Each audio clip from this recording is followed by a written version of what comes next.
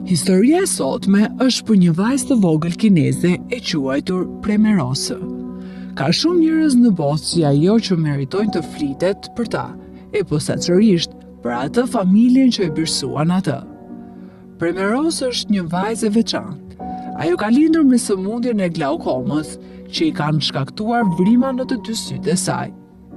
Për shkak të kësaj sëmundje të rrallë, sytë e Premerosës ndryshuan ngjyrën e syve nga të kaltër të qelë në ngjyrë hiri. 2 vitet e para të jetesës së saj, ajo përjetonte shumë dhimbje, derisa mjekët arritën të zbulojnë këtë lloj sëmundje që po e mundonte Premerosën. Ajo gjithashtu filloi të ketë probleme me dëgjimin për shkak të problemeve me sytë.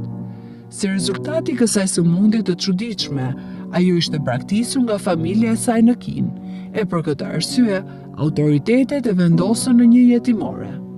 Në një mes të panjohur, vajza e vogël tani ishte e vetme dhe ajo nuk mund të dëgjonte shumë mirë për shkak të sëmundjes. Në jetimore vogëlusha po përjetonte vështirësi dhe njerëzit atje nuk po kujdeseshin siç duhej për të. Ajo ishte lënë pas dore dhe nuk merrte trajtimin e nevojshëm. Në anën tjetër të botës, Chris dhe Erin nga Georgia në ditën e 26 janarit po lexonin lajme të zakonshme në Facebook, kur papritur Erin pa një fotografi që e frikësoi shumë. Një vajzë e vogël me sy ngjyrë hiri nga Kina ishte në anën tjetër të ekranit. Por kur Erin lexoi rastin në fjalë, kuptoi se duhet të bënte diçka për vogëlushën. Ajo u prek nga kjo ngjarje aq shumë, sa që ndjesia e vetme e saj ishte që menjëherë ta sjellë në shtëpinë e saj përkundër vështirësive. Aq më shumë informacione që merrte Erin për vajzën e vogël, aq më tepër zemra e saj prekej nga kjo ngjarje dhe filloi të ketë një ndjesi të fortë për të. Për një kohë të shkurtër, Erin vendosi që bashkë me familjen e saj të udhëtojnë për në Kinë për ta vizituar Premerosën. Erin dhe bashkëshorti i saj Chris vendosën ta birësojnë vogëlushën nga jetimorja në Kinë, dhe pse e dinin se ajo ishte e verbër dhe që kishte sëmundjen e glaukomës që nga momenti lindjes.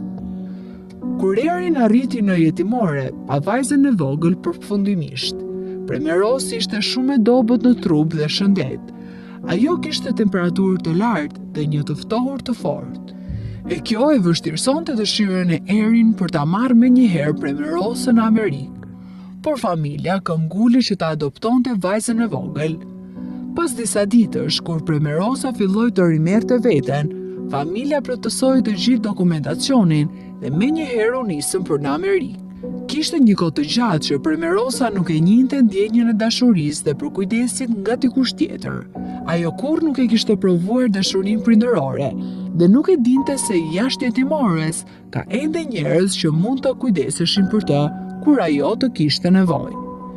Ajo pati një periudhë të vështirë gjatë adaptimit në shtëpinë e re dhe dashurinë e re që përjetonte kur kthehej nga shkolla. I mori kohë të gjatë asaj që të kthehej në një realitet të ri, duke marrë parasysh se jetoi në kushte tepër të vështira. Në 23 muajt e parë, sëmundja e glaukomës nuk shfaqi shenjat të saj të Premerosa, ndërsa ajo nuk ballafaqohej me dhimbje të forta si dikur. Përsërish, Premerosa ishte braktisur nga familja e saj biologjike dhe për një kohë të gjatë hasi vështirësi në përshtatjen e saj në një botë krejtësisht tjetër. Familja e saj e re tregon se gjatë qëndrimit në jetimore nuk e kishin mësuar as për gjërat më elementare për jetesë. Ajo nuk dinte të pinte ujë nga gota, të ushqehet apo të mbathet. Por ditët e mira për vajzën nuk zgjatën shumë. Ajo duhet i nështrohej një operacioni tjetër në sytë e saj. Premerosa mësoi të ecë përsëri pas operacionit në sy që i shkaktonte shumë dhimbje, por ajo kishte ende shenja të sëmundjes në sytë e saj.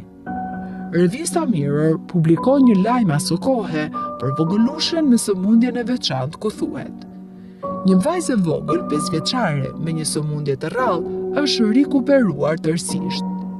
Ajo i është nështruar një operacion në sy për kataraktin dhe mrekullisht, ajo po ndihet më mirë.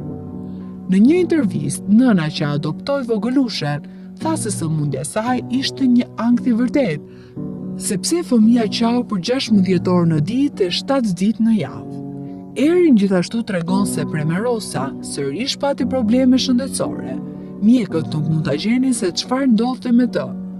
Trupi i saj ishte i tërë mbuluar me djersë dhe me dhimbje nga sistemi i saj nervor që po pësonte dëmtime. Ajo filloi që të mos hajë, të mos pi asgjë, dhe kjo përëndonte edhe më shumë gjendjen e saj shëndetësore. Më në fund, një mjek konstatoi se ajo po vuante edhe nga një sëmundje tjetër, e kjo sëmundje i shkaktonte edhe problemet me dëgjimin. Ajo u operua përsëri dhe mjekët ja sugjeruan familjes që t'ja hiqnin tërësisht syt. Por mrekullisht, Premerosa e vogël filloi shpejt të shërohet dhe mjekët konstatuan se në veshët e saj ajo ka disa tuba që i ndihmojnë të dëgjojë më mirë se sa ishin parashikuar. Tani Premerosa ka mësuar se si të ecë përsëri dhe ajo tani mëson edhe gjuhën e shenjave për të komunikuar më lehtë me familjen dhe fëmijët e tjerë. Ishte një vendim shumë i rëndë për familjen që të pranonin t'i hiqnin tërësisht syt vogëlushës, por në këtë pikë ku kanë arritur, nëna e saj mendon se është veprim i duhur për shëndetin e Premerosës. Askush nuk e imagjinonte se sa shumë përparim do të kishte ajo në vetëm 2 javë. I duheshin vetëm 2 ditë që ajo të ngrihej përsëri në këmbë, gjë të cilën nuk mund ta bënte me muaj. Pas disa muajsh, Premeros do t'i nështrohet përsëri një operacioni në sy, ku do t'i vendosin implante estetike për të dukur më mirë. Erin gjithashtu tregon se Premerosa ka filluar të komunikojë me të gjithë dhe tani ajo ka lënë pas shtëpi dhimbjet që pati. Gazetari që fotografoi vogëlushën në intervistë tha se nëpërmjet fotografive dëshironte të tregonte sakrificën që po bënte kjo familje. Ata e kishin pranuar atë si fëmijën e tyre biologjik, e këtë duhet ta shinte e tërë bota. Pra miq, nëpërmjet kësaj video, dëshirojmë që të përcjellim një mesazh për të gjithë ju, që sakrifica jonë dhe ndihma për të tjerët gjithmonë duhet të jetë prioritet, sepse në fund të ditës do të na plotësojë neve, por do të shpëtojmë edhe të tjerët që janë me më pak fat. E këtë na e dëshmon më së miri rasti familjes që adoptoi Premerosën. Dhe pse ajo ishte e verbër, e sëmur dhe me shumë probleme të mëdha, dhe familja e dinte që do të duhej shumë sakrificë në jetën e tyre, vetëm për t'i ofruar më pak dhimbje dhe më pak halle vajzës së sëmur që ishte lënë në mëshirë të fatit. Mos harroni të bëni subscribe kanalin tonë dhe të klikoni zilën për më shumë video të ndryshme si kjo në të ardhmen. Na komentoni dhe thoni çfarë mendoni ju në lidhje me rastin e sotëm.